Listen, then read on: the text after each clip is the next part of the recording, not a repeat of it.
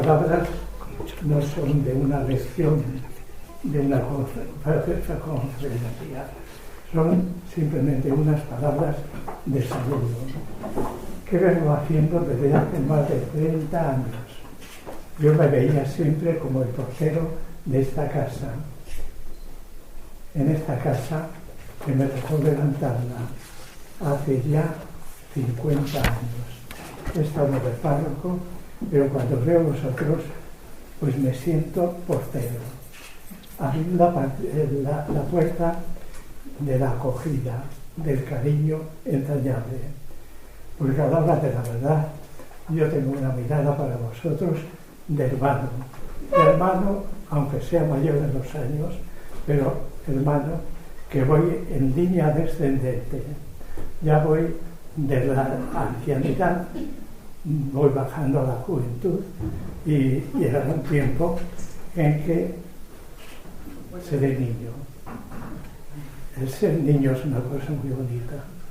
Yo he tenido a mi madre con 104 años y cuando ella tenía esos años, yo ya tenía 78. Y cuando iba de la parroquia todas las noches, me saludaba de la misma manera. Niño, ¿de dónde vienes? Y me encantaba ese saludo, porque mientras se tiene madre, hay que ser niño. En fin, os acojo con todo cariño, con toda hermandad, y quiero que la reunión nos lleve a todos a una convivencia cordial, porque la puerta que tenemos que abrir no se puede cerrar nunca.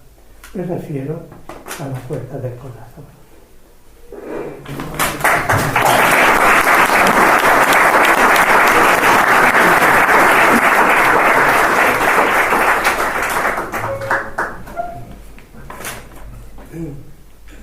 Buenas tardes a todos.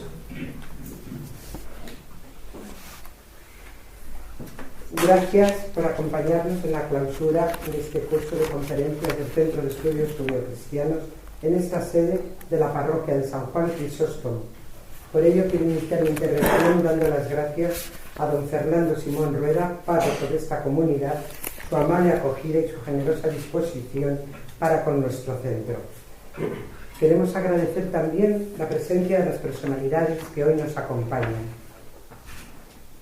Don Heinrich Kretz, ministro de la Embajada de Alemania, don Baz Farkas, primer secretario de Asuntos Políticos y de Prensa de la Embajada de Hungría, don Gabriel Perry, presidente de la Comunidad Judía de Betel, don Jaime Rosell, su director general para las confesiones del Ministerio de Justicia, don Diego Smulovich, director general de la Comunidad Judía de Madrid, don Julio Laje, presidente de la Fundación Escolas Ocurrentes e interventor general de la Archidiócesis de Madrid, don Miguel de Lucas, director general del Centro Sefarad de Israel, don Teófilo Monlován, don querido don Teófilo, vicario episcopal de la Iglesia Ortodoxa Romana, don Fernando Arias Canga, director de la Fundación Pluralismo y Convivencia, doña Eva Benatar, presidenta del Consejo Español de Mujeres Israelitas y vicepresidenta de la Fundación Violeta Friedman,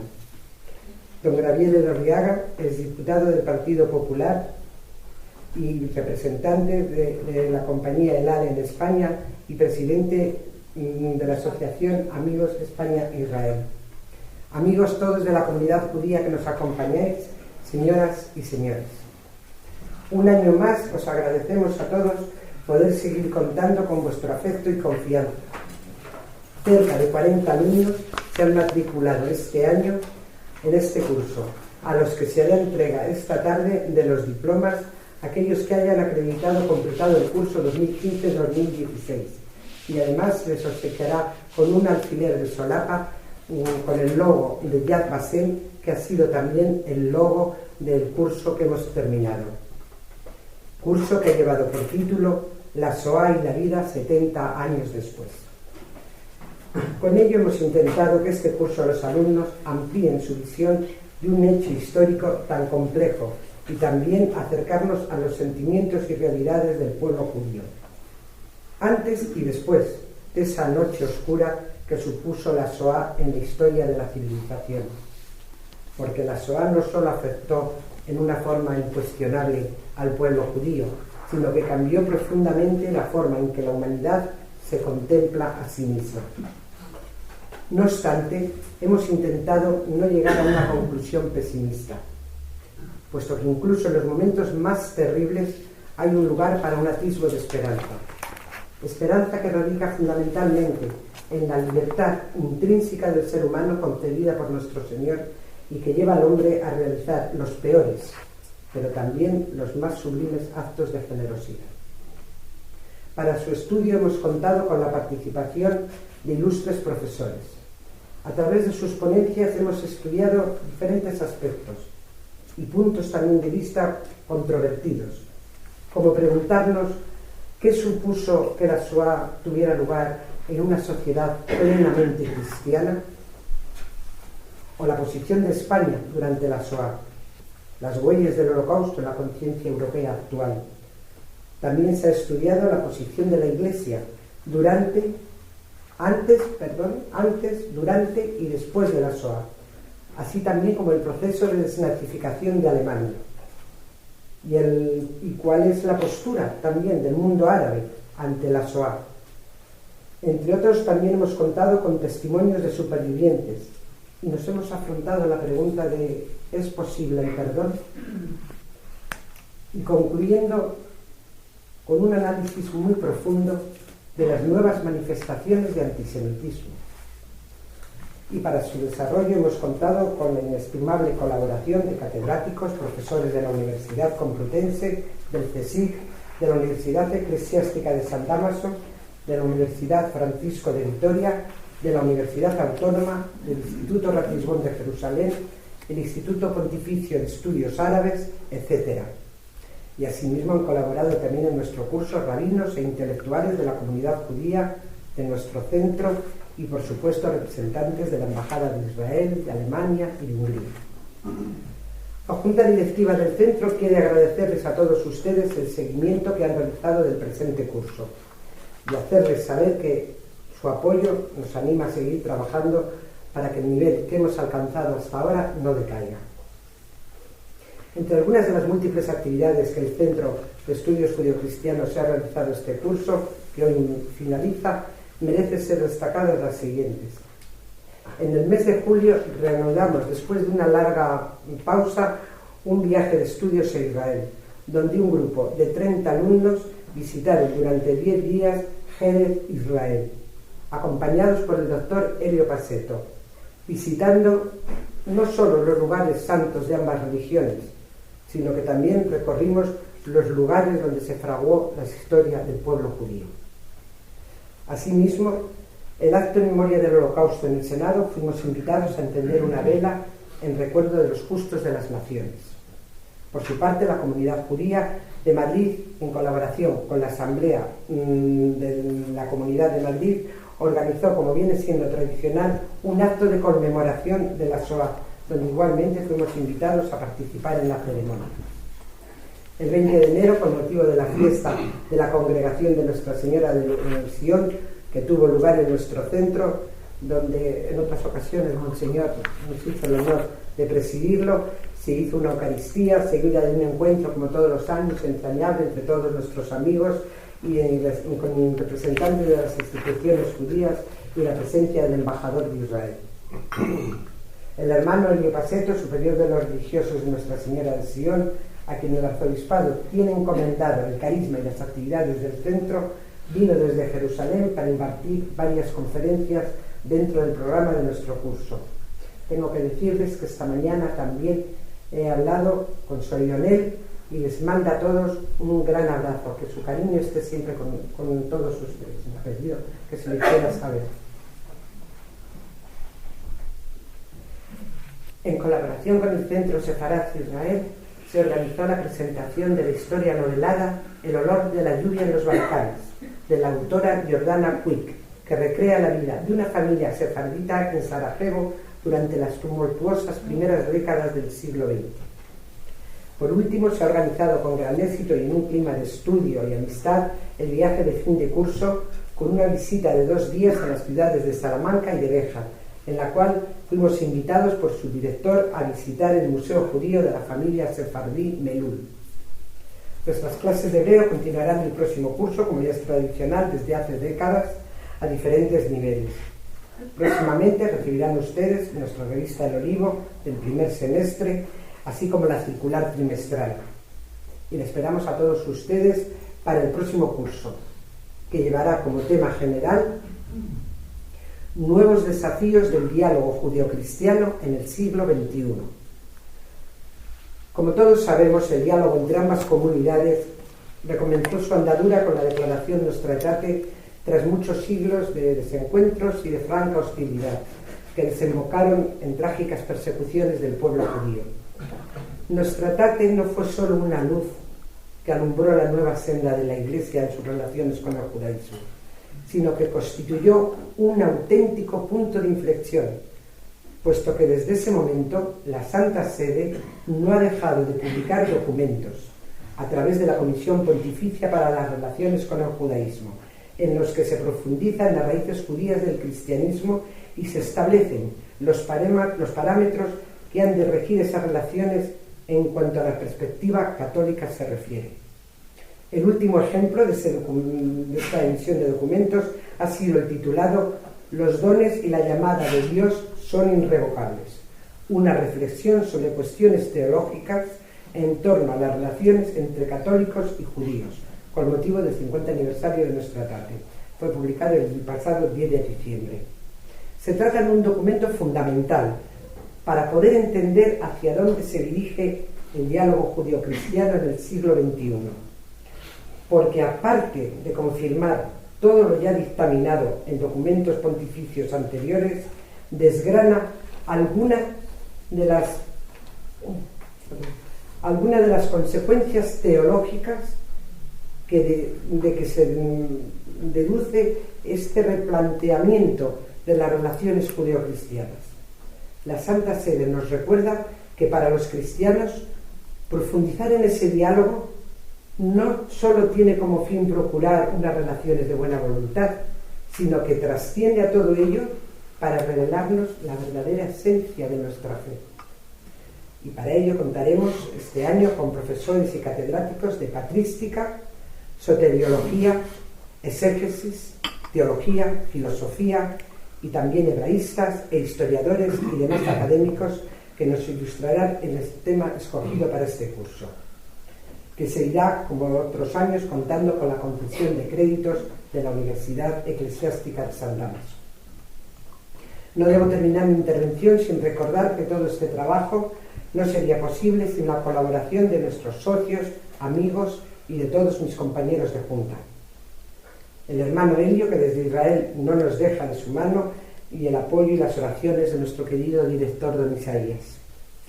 Por último, quiero agradecer su presencia a don Isaac Queruz, presidente de la Federación de las Comunidades Judías de España y presidente de Yad Vashem, y al rabino Yeravil Barilka, que amablemente han aceptado nuestra petición para asistir a la clausura de este curso.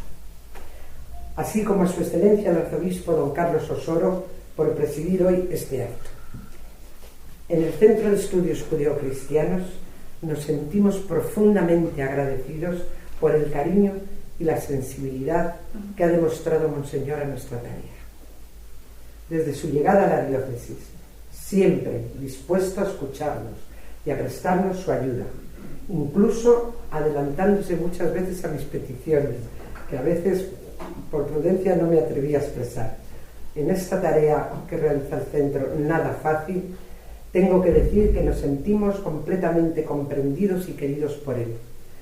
Y creo que, al igual que toda la diócesis de Madrid, damos gracias a Dios por la llegada del buen pastor. Gracias.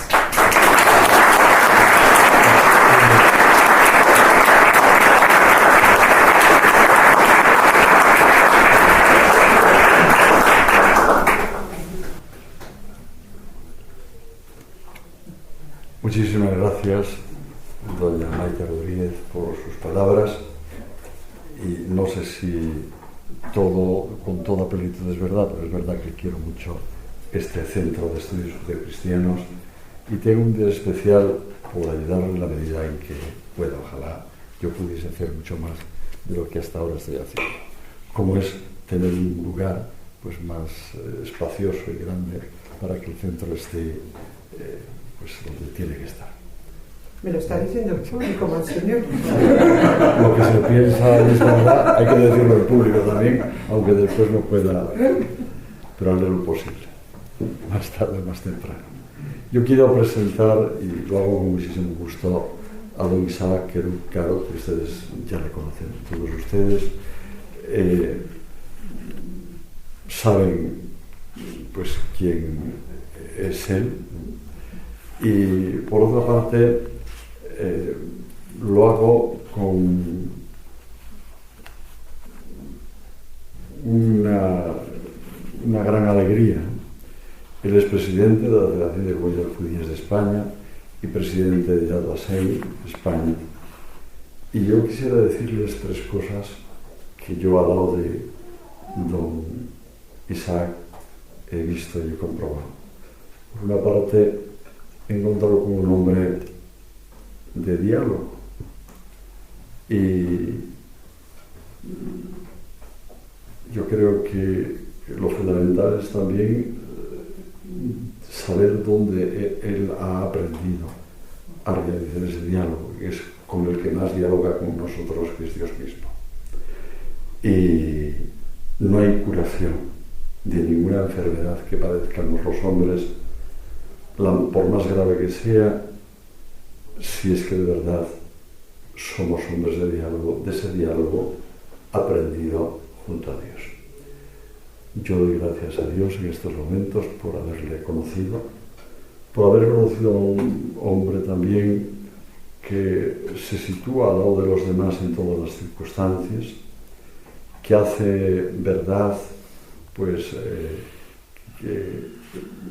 y sabe que el vacío existencial que mata y vacía de valores la convivencia humana y nos deja siempre heridos y al pairo de cualquier situación, ¿no? Sin embargo, esto se arregla también pues cuando Dios no es alguien más, sino es fundamental en la vida y en la existencia y en la construcción de la historia. Y en tercer lugar, decirles también que me encuentro un hombre que sabe perfectamente la urgencia que hay de que los seres humanos en esta tierra nos dejemos curar el corazón y aprovechemos todas las circunstancias para hacerlo. Porque es verdad que alejar lo que daña al corazón del ser humano, para esto no bastan solamente medidas represivas de ningún tipo. Es necesario promover una rehabilitación moral y religiosa de las conciencias, del desarrollo en todos los niveles de los seres humanos, de las relaciones humanas.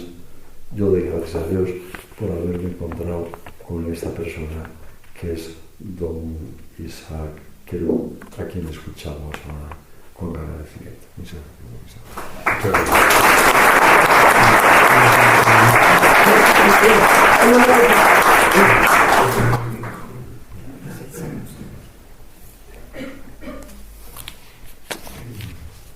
Muchas gracias por estas palabras, don Carlos, probablemente inmerecidas, pero ahora hablaremos de usted. En primer lugar, quería agradecer a todos ustedes por asistir esta tarde a la clausura del curso y sobre todo agradecer a Maite Rodríguez y a toda su junta directiva del Centro de Estudios Judeocristianos por su labor y por este curso que hoy clausuramos sobre la noche más oscura de la humanidad, como bien dijo, sobre la Shoah. Desde luego nosotros también recordamos a Sor Lionel y la recordamos siempre y ojalá viva muchos años con salud. Hoy tenemos ilustres invitados, Maite los ha citado a todos, yo les agradezco por estar aquí, les agradezco mucho. Quizá me gustaría destacar las personalidades religiosas como el pastor de la iglesia rumana, don Teófilo Mondován, también al padre Justo Lacunza y desde luego al rabino Barilka y, cómo no, al arzobispo de Madrid, don Carlos Osoro. Su presencia aquí es ya un mensaje. No siempre hemos visto a un arzobispo de Madrid en este centro. Y no lo digo porque está aquí solo, sino porque además he tenido ocasión de hablar con él, de conversar con él, de desayunar, de pasar muchas horas con él. Y les puedo decir, y desde luego no tiene nada que ver con lo que ha dicho con respecto a mí, se trata de un hombre inteligente y de un hombre generoso. Tan importante ambas cualidades en los días que vivimos. Yo creo que es un privilegio para todos, para la Iglesia, para el pueblo judío y para España, tener a un hombre como don Carlos Osoro como arzobispo de Madrid, y yo deseo que siga una carrera muy larga dentro de la Iglesia. Y les puedo decir a todos ustedes que si bien su presencia aquí es un mensaje, es claro, porque apoya el diálogo judío-cristiano, porque sabe del contenido de la declaración Nostra Aetate, puedo decirles que con él me he sentido libre para hablar de todo aquello que nos preocupa, de todo aquello que nos preocupa con respecto al diálogo o con respecto a las necesidades actuales. Incluso he hablado con don Carlos de la sinagoga de Toledo. Es así. Y él ha respondido bien. Sabe de la dificultad, sabe que no es una reivindicación fácil, sabe de la importancia que tiene esa reivindicación para el pueblo judío y para la comunidad judía española. Él lo entiende. Y yo espero que podamos proseguir ese diálogo con respecto a la sinagoga y con respecto a muchos otros temas. En el último desayuno que tuvimos, don Carlos me dijo que si él podía hacer algo especial por la comunidad judía, y después de un momento de reflexión le dije que sí, y le dije que apoyara al Centro de Estudios Judio-Cristianos con todo lo que eso conlleva. Y él lo dijo hace un momento. Así que de verdad tenemos el privilegio de contar con un arzobispo de Madrid en el que depositamos muchísima confianza y mucha ilusión. También me gustaría destacar la presencia aquí de don Julio Laje, que es quien me ha presentado a don Carlos Osoro, aunque yo había tenido ocasión de conocerle aquí en el centro. Don Julio Laje es un empresario católico, español, gallego, presidente de los empresarios gallegos, un hombre extremadamente inteligente y muy formado, ingeniero informático, y preside la fundación patrocinada por el Papa, promovida por el Papa, Fundación Escolas Ocurrentes. Y también les puedo decir que tengo el privilegio de haberme encontrado con un hombre de diálogo, un hombre con convicciones profundas, religiosas, pero que entiende también de la necesidad de este diálogo judeocristiano, y además tengo que decirles que me ha pedido ser miembro del Consejo Asesor de esta fundación promovida por el Papa de Escolas Ocurrentes, y he aceptado. Y además, cuando planteé la necesidad de contar con un musulmán también dentro del Consejo Asesor, también lo aceptó y también fue bendecido por don Carlos Osoro.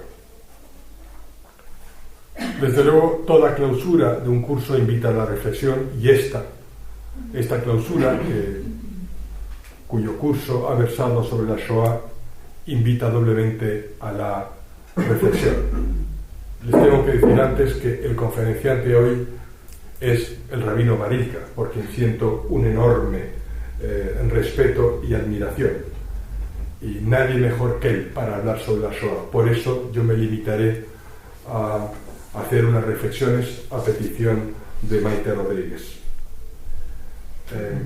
Y es que yo creo que el curso sobre la Shoah ha resultado muy oportuno. ¿Por qué? Porque estamos viviendo momentos de incertidumbre, momentos de inquietud. Sabemos todos que el Islam radical y fanático asesina tanto a judíos como a cristianos, y nos asesina por el mero hecho de serlo, por el mero hecho de ser judíos o cristianos. No hay otra ideología detrás. Y asesina a judíos y a cristianos allí donde pueden hacerlo, o allí donde les dejan hacerlo.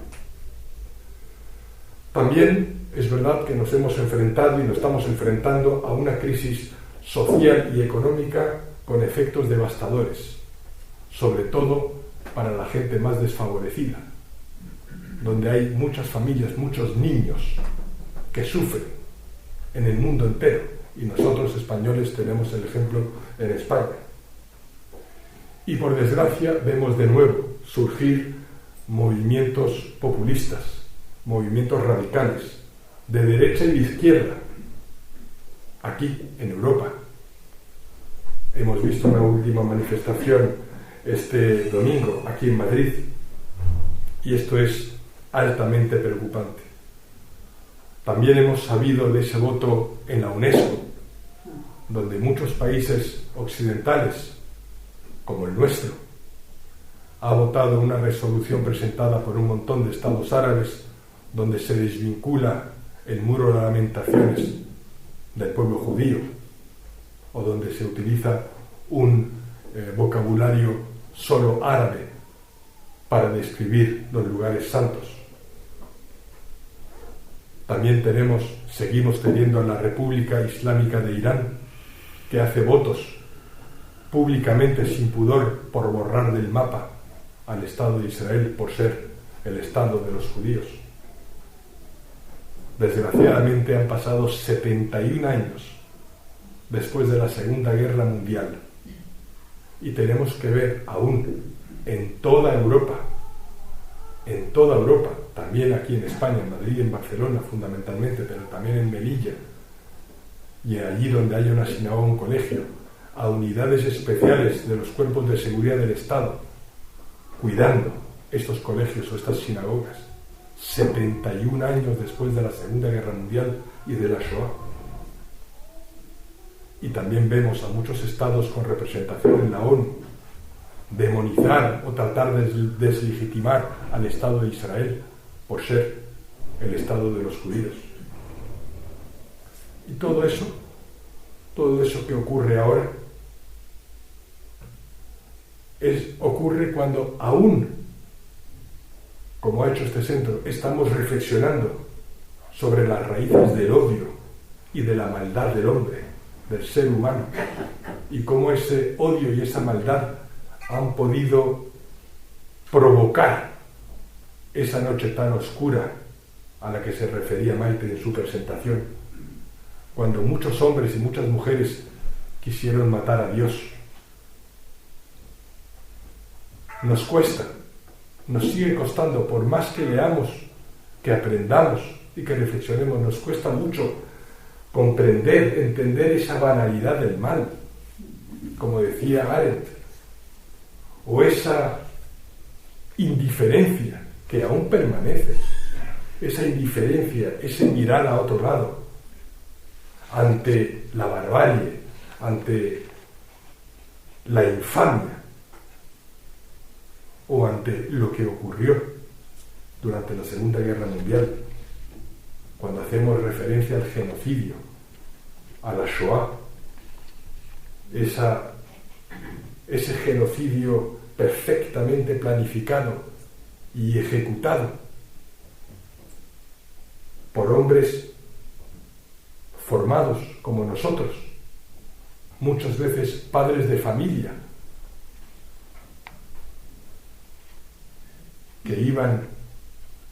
que fueron a la universidad y que han tenido padre y madre. Y eso ocurría en un país culto y civilizado, posiblemente el más civilizado de los que habían en ese momento en el mundo. Y también nos cuesta aún comprender cuando leemos los libros de historia esa complicidad o esa ceguera de tanta gente, como nos cuenta Goldenhagen en su libro, pero también de tantos estados y de tantos colectivos. Aún no tenemos una respuesta de por qué los aliados no bombardearon las vías del tren que conducían a Auschwitz o a Treblinka o a Mauthausen. Por más que leemos y estudiamos, no lo llegamos a comprender.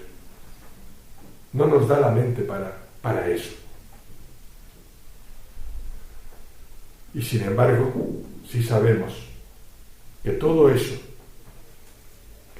fue posible, y estoy seguro que el rabino Barilka nos lo contará con más detalle, pero que todo eso, esa noche oscura, esa Shoah, ese genocidio fue posible porque había un caldo de cultivo, porque se había estado preparando el ambiente,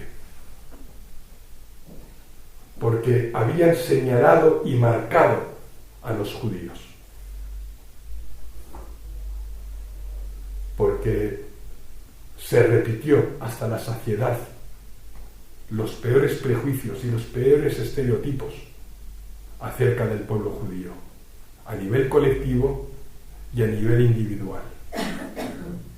Y eso, insisto mucho, nos debe obligar a seguir reflexionando.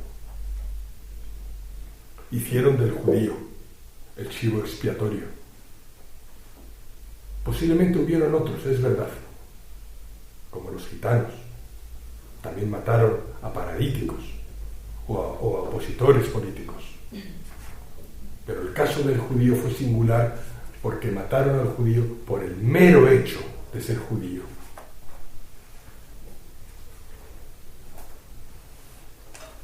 Yo insisto, cuando me toca hablar en público como presidente de la Federación de Comunidades Judías de España, ¿no? Las leyes son siempre necesarias para la convivencia, para la cohabitación, pero desde luego no son suficientes. Y eso es muy importante recordarlo. De ahí la importancia de un curso como el que clausuramos hoy. Hemos de insistir mucho, cada uno desde su tribuna, cada uno desde su casa, allí donde estemos, en la educación, en el conocimiento, en la formación, en la educación de los niños y de los adolescentes. Hemos de hacer un esfuerzo por poder transmitir los valores éticos y morales. ¿Quién nos va a decir a nosotros, a judíos y cristianos? ¿Qué nos van a decir sobre valores y principios? Hemos de, judíos y cristianos, predicar con el ejemplo, con nuestro comportamiento responsable. Y responsable significa, en primer lugar, pensar en el otro, como decía don Isaías, hablar desde el corazón, abrir nuestro corazón a los demás. Hemos de hablar y predicar con el ejemplo cuando hablamos del respeto al prójimo y del derecho a la diferencia. Estos son, tanto la libertad como el derecho a la diferencia, los pilares de una sociedad libre y justa. No puede haber una sociedad libre y justa si no podemos respetar, si no sabemos respetar al otro como es. Esa alteridad de la que habla un filósofo francés. Hemos de hacer un esfuerzo por conocer la historia y enfrentarnos a veces a la verdad. No podemos mirar a otro lado. Y además en momentos como el actual, donde estados o individuos niegan la verdad, niegan la historia, niegan la Shoah, que es el acontecimiento histórico más documentado de la historia, es cuando de verdad tenemos que redoblar nuestros esfuerzos por conocer la verdad. A veces duele,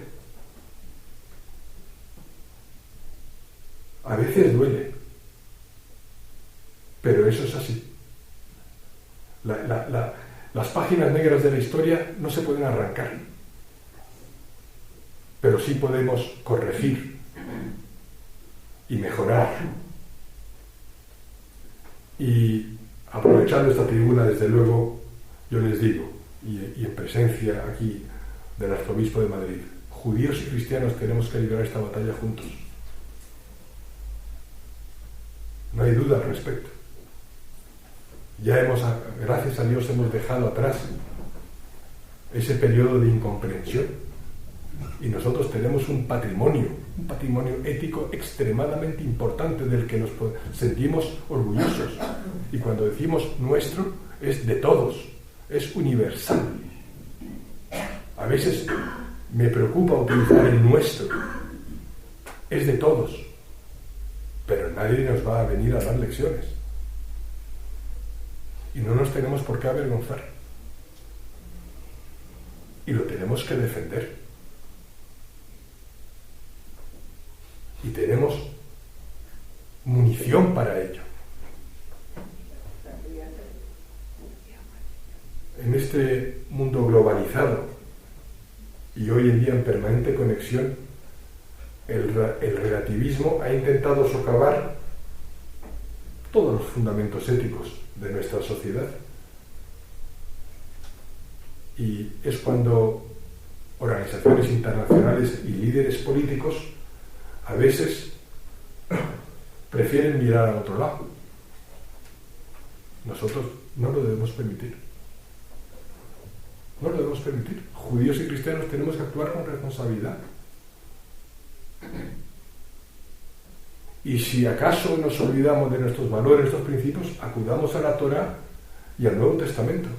Ahí están todos. Ahí están todos. Porque esa es nuestra obligación, esa es nuestra responsabilidad, eso es lo que queremos legar a nuestros hijos. No vamos a permitir de nuevo la Shoah, ni debemos permitir que asesinen a cristianos por ser cristianos en Oriente Medio o en África o en el sureste asiático. No lo vamos a permitir. Y quizá conviene recordar lo que decía el pensador inglés Burke: para que triunfe el mal, solo basta que los hombres buenos no hagan nada. Muchas gracias.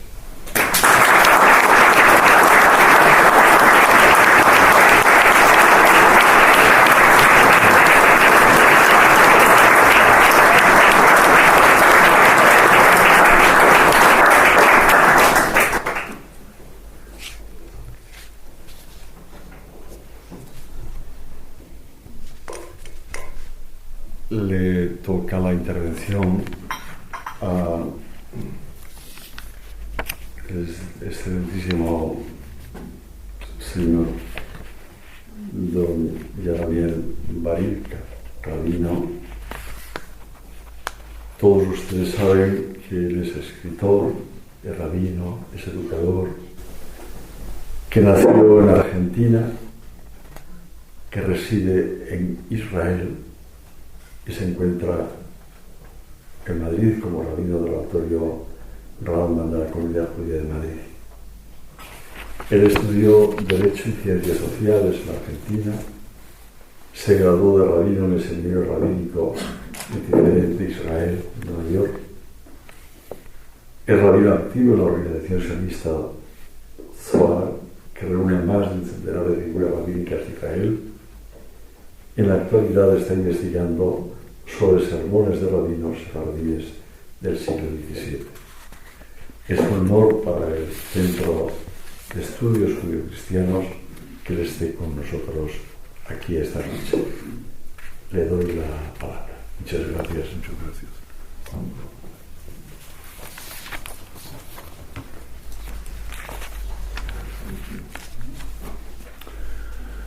Chag Sameach, Chag Sameach, Chag Sameach. Felices fiestas. Feliz fiesta para mí en lo personal por compartir esta mesa con figuras admiradas y queridas que tanto aportan a la convivencia entre judíos y cristianos. Es un honor para mí. Chag Sameach porque este tipo de asambleas no es común, ni era imaginable para mí cuando era joven. Y tengo la dicha aquí en España de compartir mesas judíos y cristianos para conjuntar esfuerzos por la paz y la convivencia. Por lo tanto, es fiesta. Y la tercera felicitación por la fiesta es porque quizás Maite, en la programación tan detallada, con tanto tiempo, tan rara para un latinoamericano nacido allí, ¿qué quiere decir que tiene un programa ya para, 20 años adelante, todo marcado? Seguramente no tomó el calendario hebreo, o quizás sí, porque de Maite se puede esperar cualquier cosa, y hoy a la noche, en unos minutos más, comienza Lag BaOmer. ¿Y qué es Lag BaOmer? Es el día en el cual dejaron de morir los alumnos de Rabbi Akiva, que se enfrentaron al Imperio Romano por ahí del año 135, en una lucha que cegó la vida de 500,000 de judíos que quedaban como remanente en Palestina de aquel entonces. Y cuando se interrumpe la muerte en batalla, es un día de fiesta. Y en este día de fiesta quiero hacerles algunos comentarios bajo el título que me pidieron: ¿cómo se ve el mundo judío a 7 decenios de la finalización de la guerra? Para poder hablar sobre ese tema deberíamos tener una pizarra y tener divididos decenio tras decenio, país por país, porque la dinámica de lo que sucedió en estos 70 años no es similar.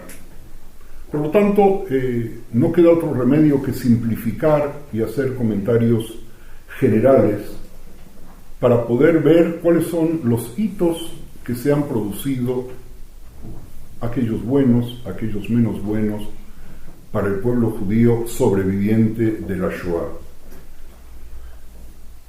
Es sin ninguna duda el hecho más importante de estos 71 años, el establecimiento del Estado de Israel en 1948, que tuvo que superar guerras que todavía están, cuyos autores, sin nombrarlos, desean cumplir el sueño de Hitler, y que consiste en borrar todo rastro judío del territorio de Israel. Y lo anuncian líderes de algunos países sin vergüenza. Y esos líderes de esos países y sus representantes comparten la mesa con las autoridades de países democráticos, porque en ellos hay elecciones, para hacer pingües negocios, cegando sus ojos con la mano y tapando sus oídos sin escuchar qué es lo que esos señores proclaman, agregando una vergüenza 70 años después a lo que es el mundo occidental, que en su momento tampoco supo lo que hacer. Y vosotros sabéis bien a qué me refiero sin necesidad de aclararlo más. Muchos judíos ven en el establecimiento del Estado de Israel el inicio de la redención que posibilitó reparar parte del mal creado por la Shoah. Este es un tema que, si alcanza el tiempo, que seguramente no va a alcanzar, trataremos de ampliar. Otro fenómeno al cual no se presta atención es que las comunidades judías europeas, con muy pequeñas excepciones, quedaron judenfrei, libres de judíos, judenrein, limpios de judíos, porque no pudieron volver a repoblarse con los judíos que habitaban en ellas. Y si nosotros miramos, y utilicé ex profeso los dos términos en alemán porque ilustran una realidad. Las comunidades judías de Europa, y hablo de la Europa amplia, se borraron del mapa. Sí, hay una comunidad judía en Madrid, y hay una en Barcelona, y hay por ahí algunas más aquí, y hay una comunidad en Francia, y hay una comunidad en Suiza, y hay comunidades en Rusia, pero son remanentes pequeños, dado que si no hubiese habido Shoah, nosotros todavía hoy no tenemos la cantidad de judíos que teníamos hace 70 años atrás. Si no se hubiera borrado esa cantidad de judíos, el pueblo judío, imaginémoslo, estaría en estos momentos ubicado en gran parte en Europa, aportando todo lo que siempre aportó en cada uno de los países de residencia: su cultura, los profesionales, los ingenieros, los médicos, los filósofos, los psicólogos.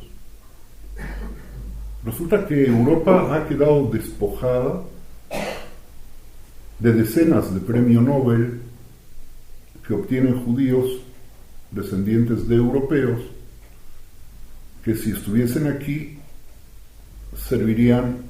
hubieran servido para aumentar la estadística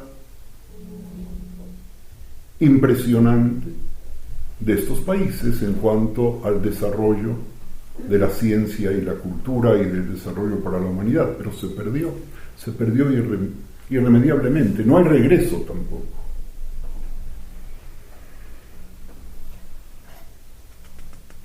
Las migraciones de los refugiados judíos ayudaron a vaciar el continente.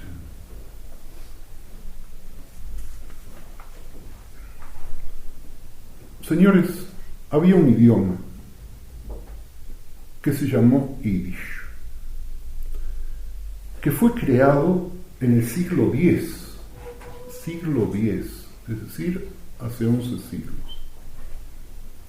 Se desarrolló en Europa Central y en Europa del Este, y desde entonces fue evolucionando en cada uno de los países, incorporando términos de los países e incorporando también terminología hebrea. Desarrolló una literatura fantástica. Bashevis Singer obtuvo el premio Nobel fundamentalmente por las obras que había escrito antes de empezar a escribir en inglés. Cuando se produjo la emigración de los judíos de Europa, desapareció el Yiddish. 13 millones de personas hablaban Yiddish y escribían Yiddish hace 70 años. Hoy apenas 2 millones lo balbucean. El idioma Yiddish quedó reducido a guetos del judaísmo ultraortodoxo que, por la santidad con la cual ven el idioma hebreo, no quieren utilizarlo para el comercio y para los diálogos en su casa y prefieren seguir usando ese idioma. Se borró el teatro Yiddish. Se borró. Yo cuando era niño todavía alcancé a ver obras en Yiddish de artistas transhumantes. Alcancé a ver cine en Yiddish. No hay más. Se borró. Y con ello se borró una cultura. En paralelo, cuando a través de las inmigraciones a Israel de los judíos orientales había que tomar también una decisión sobre cuál iba a ser el idioma oficial. Y hay un dato que muy pocas personas toman en cuenta, que en Israel hay 3 idiomas oficiales. Uno es el inglés, el otro es el árabe, el otro es el árabe. Lo voy a repetir nuevamente, es el árabe. Y el tercero es el hebreo. De lengua santa y muerta, el hebreo se convirtió en lengua viva para lo cotidiano, se volvió a hacer el puente con lo sagrado, entre lo sagrado y lo profano, se volvió a escribir literatura y filosofía, y ese idioma tiene vida, que es uno de los grandes milagros del siglo pasado, poder tomar una lengua muerta, imposible de imaginar, imposible, totalmente imposible de imaginar, una lengua que no se habló en ningún lugar durante 2000 años y que solamente servía para los estudiosos y para la lectura de las Sagradas Escrituras y de las plegarias. De pronto surge. También eso sucedió en estos 70 años. Un fenómeno que lamentablemente hay que destacar, pero que sin él no podríamos seguir existiendo, es que por primera vez en 2000 años, desde Bar Kokhba, a quien nombrase hace unos minutos, al día de hoy es la primera vez que judíos tienen un ejército. Lamentablemente, un ejército que permanentemente tiene que estar entrenando y que es un ejército popular, que es un ejército en el cual sirve hoy, en este mismo instante, mi nieta mayor. De pronto, sobre los judíos se decía que fueron como ovejas al matadero y que era un pueblo de pusilánimes cobardes incapaces de defenderse.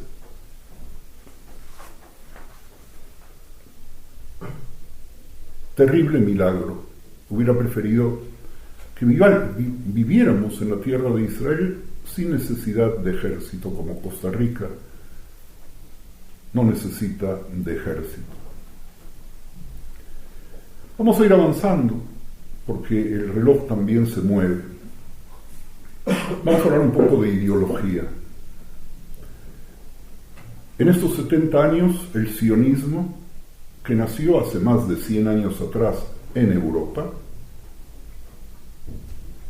se tradujo en la liberación nacional en la práctica, y de esa manera desplazó a ideologías como el Bund, el Partido Socialista, que funcionaba y tenía diputados en el Parlamento polaco, o al territorialismo judío, que hoy día a nadie se le ocurriría pensar en el estatismo de intentar fundar una nación judía para que los judíos estén protegidos fuera de los límites del Estado de Israel. En la religión se da un fenómeno muy interesante. Ben Gurión exentó a los alumnos de los seminarios rabínicos de las yeshivot del servicio militar para tratar de volver a tener la misma cantidad de alumnos y seminaristas de antes de la preguerra. Hoy día la cantidad de jóvenes y adultos que estudian Talmud y Torah es superior a la cantidad de personas que lo hacían antes de la guerra. Nunca hubo tantas yeshivot, obviamente la mayoría ubicadas en Israel. La ortodoxia judía se dividió, y como siempre sucede, en los extremos. Incluso se puede dar el lujo de tener, de tener judíos ortodoxos que niegan la esencia del Estado de Israel porque no fue creada por el Mesías. Y de la ortodoxia europea clásica surge también en otro extremo la neoortodoxia, y dentro de la neoortodoxia surge por primera vez quizás en la historia un movimiento feminista ortodoxo que permite que las mujeres estudien las fuentes y se conviertan en eruditas del conocimiento filosófico y de la jurisprudencia jurídica, cosa impensable antes de la guerra. También el movimiento reformista sufrió una reforma. El movimiento reformista, hasta el establecimiento del Estado de Israel, seguía pensando de alguna manera que el concepto de naciones se había superado. Incluso algunos suprimieron algunas partes referidas al regreso a Sion de los devocionarios. Ha sido reincorporado. También el movimiento conservador ha sufrido cambios menos drásticos, porque no estaba en la posición de los reformistas anteriores a la guerra. Y en los últimos años en particular se da entre los conservadores en Israel un acercamiento mayor al concepto de la halajá, hasta casi desdibujarse los límites entre la ortodoxia moderna y el movimiento conservador. Hay incluso diálogos. Es más fácil, Monseñor, hacer diálogos entre judíos y cristianos que entre judíos entre sí. Quiero deciros, porque alguna vez se saluda. Y se da la posibilidad también de diálogos teológicos. Israel se convirtió en el centro espiritual del pueblo judío, también del científico. Le sigue Estados Unidos, antes estaba en Europa.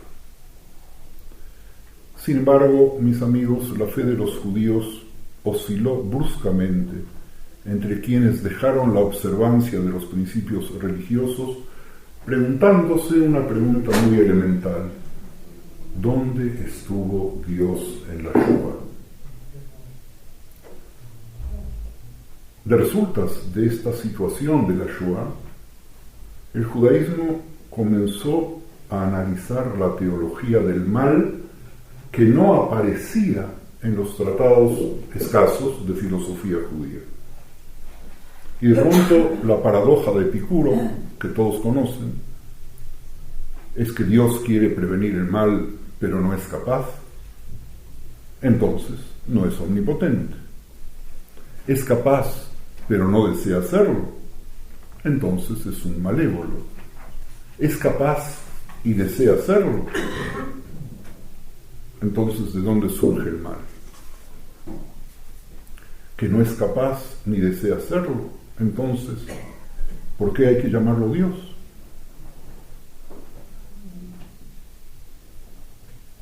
Nosotros no hablamos del mal en abstracto, sino lo remitimos a la naturaleza humana. Y es un tema que quizás judíos y cristianos deberían estudiar juntos, porque nuestras posiciones en ese sentido son diferentes.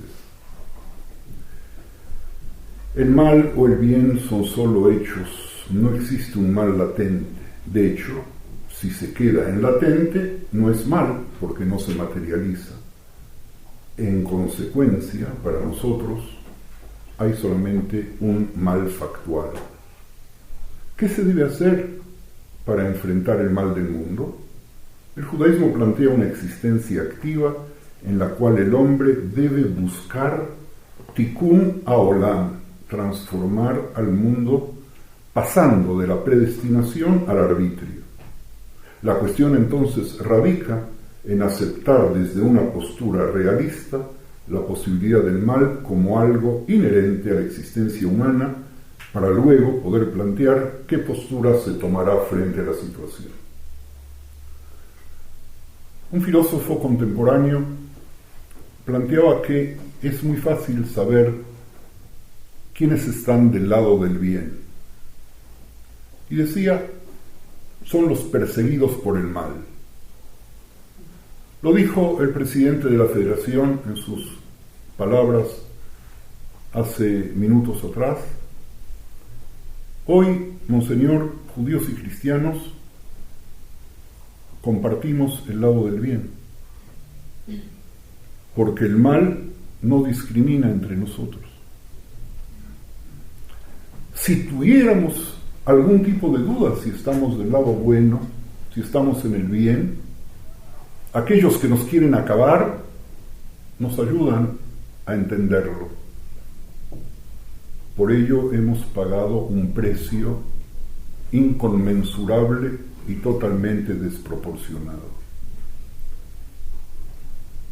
Pero prefiero estar en el lado de las víctimas y no en el lado de los victimarios. Amigos, en muy pocos años más no quedará un solo sobreviviente de la Shoah. Casi todos son nonagenarios. Y si frente a ellos y su propia verdad hay quienes se presentan, por ahí en la sala hay alguien más joven, pero si todavía pueden ser testigos propios y frente a sus ojos y sus narices se niega la Shoah, no quiero pensar qué va a suceder después.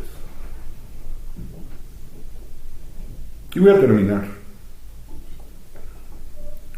50 años han pasado desde Nostra Aetate. Lo he dicho en distintos foros y lo voy a repetir aquí.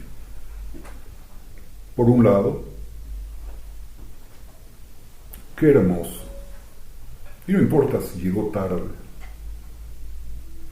Qué hermoso, y no importa si tiene imprecisiones de lenguaje que traslucen imprecisiones filosóficas en cuanto al pueblo judío.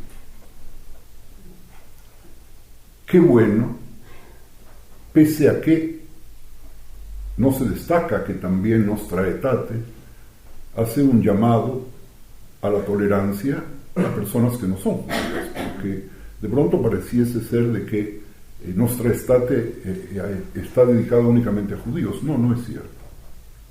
Y no me dejarán negarlo. No me dejarán mentirles en esto. Pero Nostra Aetate no fue publicitada, no fue estudiada, no fue divulgada y no llegó a los estratos más oscuros de aquellos que hasta el día de hoy se resisten en aceptar las conclusiones de esa declaratoria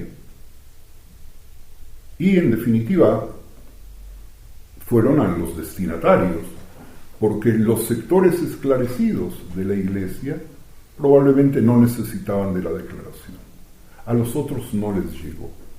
Hay mucho por hacer. Tampoco, mis amigos, llegó a la conciencia de los judíos con suficiente fuerza como para poder limar el sentimiento acumulado por tantos años frente a la Iglesia.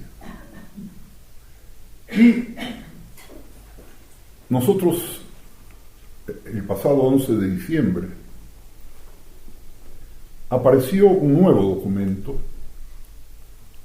de la Comisión para las Relaciones Religiosas con el Judaísmo, donde el cardenal Kurt Koch pudo hacer una referencia a un nuevo pensamiento de rabinos, la mayoría de ellos ortodoxos, en cuanto a la necesidad de acercarse teológicamente también en el diálogo con los cristianos.